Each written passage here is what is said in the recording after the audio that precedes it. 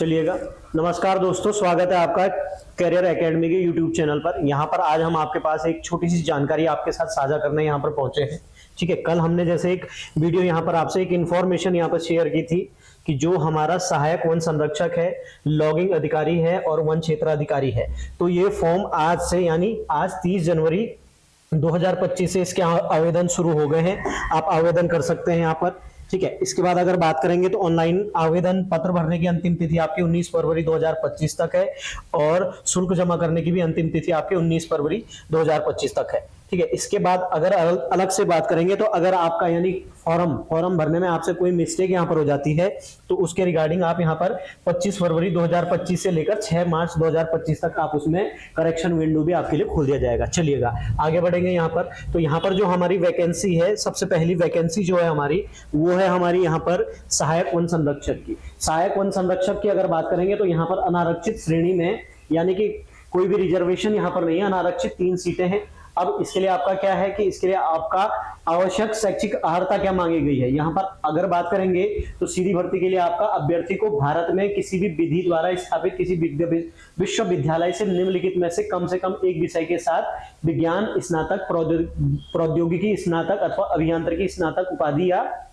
उनके समकक्ष मान्यता प्राप्त उपाधि प्राप्त होना आवश्यक है। यानी आपको सीधे सीधे यहाँ पर क्या मांगा गया है, यहाँ पर आपका साइंस साइड से आपका ग्रेजुएशन होना जरूरी है, स्नातक आपका मांगा गया है। ठीक है, यहाँ पर कुछ लोगों का डाउट ये है कि क्या अपेयरिंग वाले भर सकते हैं। नहीं, अपेयरिंग वाले इसे अप्लाई नहीं कर सकते। हाँ, वो जरूर कर सकते हैं जिनका पूरा हो गया है। चलिएगा, इसके अलावा यहाँ पर बात करेंगे तो एज क्राइटेरिया इसका क्या रहने वाला है। ठीक है, ये चीजें आपकी मांगी गई है।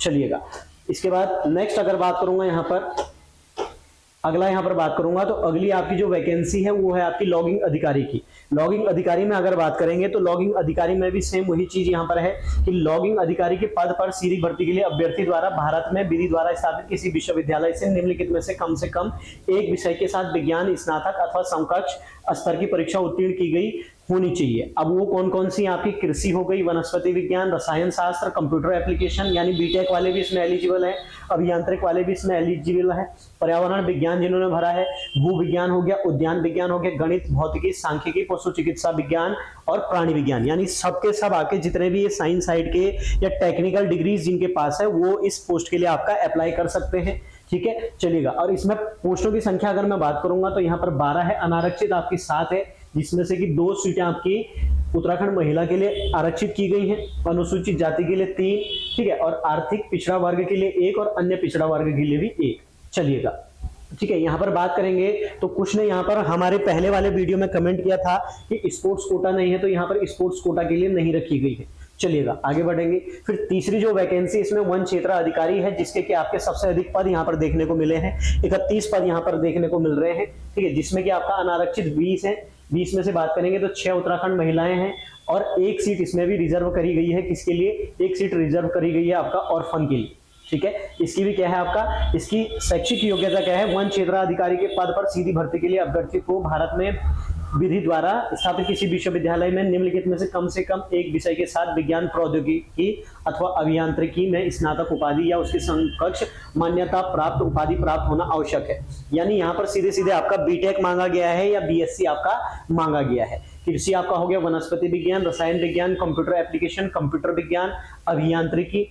ठीक है, यानी बीटेक आपका मांगा गया है। पर्यावरणीय विज्ञान, इकोनो यानी इन्वायरमेंट साइंस से अगर आपने ग्रेजुएशन की है तो आपका मांगा गया है। वानिकी बात करेंगे तो फॉरेस्ट्री अगर आपने पढ़ी हो तो आप अप्लाई कर सकते हैं। भू विज्ञान, उद्यान विज्ञान, गणित, भौतिकी, सांख्यिकी और पशु चिकित्सा विज्ञान, प्राणी विज्ञान, इन सब जिसने भी इन सब में आपका ग्रेजुएशन किया है ये लोग इस पोस्ट के लिए अप्लाई कर सकते हैं। चलिएगा, नेक्स्ट यहाँ पर बात करेंगे तो इसकी जो परीक्षा का पैटर्न है अगर उसकी बात यहाँ पर की जाए तो सबसे पहले आपका क्या होगा कि सेम जिस प्रकार से आपका लोअर पीसीएस का एग्जाम यहाँ पर होता है कि लगभग 150 प्रश्न यहाँ पर पूछे जाएंगे और 150 अंक की आपकी प्रारंभिक परीक्षा होगी जो 2 घंटे की होगी। ठीक है, इसमें भी अगर बात करूंगा मैं तो 50 नंबर जो है आपका, 50 नंबर यहाँ पर रीजनिंग के हैं।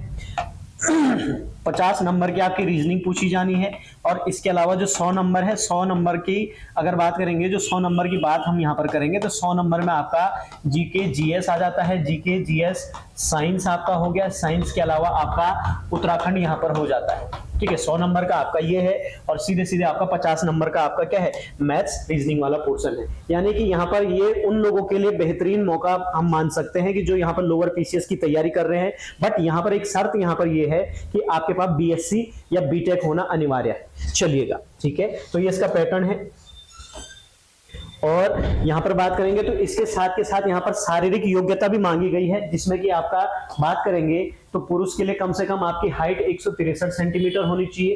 ठीक है, सीना सब कुछ यहां पर दिया गया है, आप आराम से इसे देखकर आप स्क्रीनशॉट इसका ले सकते हैं। ठीक है, और यहां पर बात करेंगे तो मिनिमम अगर हाइट बात करेंगे यहां पर, तो यहां पर एक चीज लिखी है कि परंतु यह की अनुसूचित जनजातियों और गोरखा, नेपाली, आसामी, लद्दाखी, सिक्किमी, भूटानी, गढ़वाली, कुमाऊनी, मिजो, नागा के मूल वंश और अरुणाचल प्रदेश, लाहुल एवं स्पीति और मेघालय के अभ्यर्थियों की दशा में न्यूनतम ऊंचाई का मानक निम्न प्रकार होगा। यानी कि बात करेंगे अगर आप पर्वतीय क्षेत्र से हैं या आपके पास पर्वतीय का सर्टिफिकेट है तो आपके लिए जो मिनिमम हाइट यहाँ पर मांगी गई है वो 152 है और महिलाओं के लिए 145 है। चलिएगा, ठीक है, अब यहां पर थोड़ा सा बात कर लेते हैं कि लॉगिंग अधिकारी, अगर आप लॉगिंग अधिकारी के लिए फॉर्म भरते हैं, लॉगिंग अधिकारी के लिए अगर आप एलिजिबल है तो यहां पर एक बात याद रखिएगा कि आपको यहां पर 25 किलोमीटर की दौड़ भी दौड़नी है। यानी फिजिकल के साथ साथ, यानी आपका नाप जोक परीक्षा के साथ साथ अगर आप लॉगिंग अधिकारी का फॉर्म भरते हैं, आप निकलते हैं, तो आपको वहां पर 25 किलोमीटर दौड़ में भी भाग लेना पड़ेगा। महिलाओं के लिए 16 किलोमीटर दौड़ में भाग लेना पड़ेगा। चलिएगा,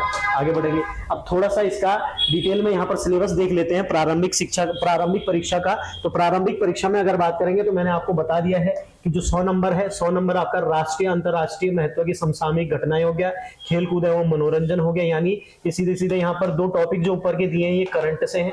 ठीक है, आपका भारत का इतिहास हो जाता है, भारत एवं विश्व का भूगोल हो जाता है, प्राकृतिक संसाधन नियोजन अर्थव्यवस्था आपकी हो जाती है, प्राकृतिक आपदा आपकी हो जाती है।